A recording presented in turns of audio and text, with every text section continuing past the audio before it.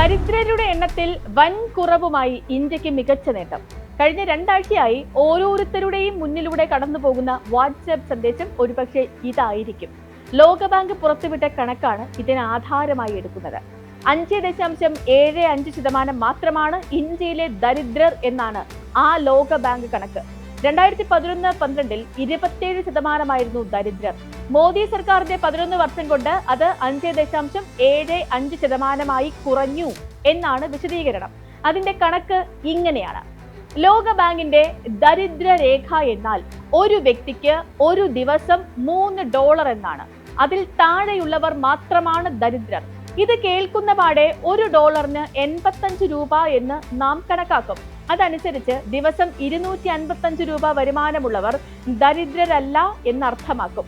അതൊരു ഭേദപ്പെട്ട സംഖ്യയാണെന്ന് എല്ലാവർക്കും അറിയാം. പക്ഷേ സത്യം അതല്ല. ദിവസം 60 രൂപയിൽ താഴെ വരുമാനമുള്ളവരെ മാത്രമാണ് ലോകബാങ്ക് ദരിദ്രരായി കണക്കാക്കുന്നത്.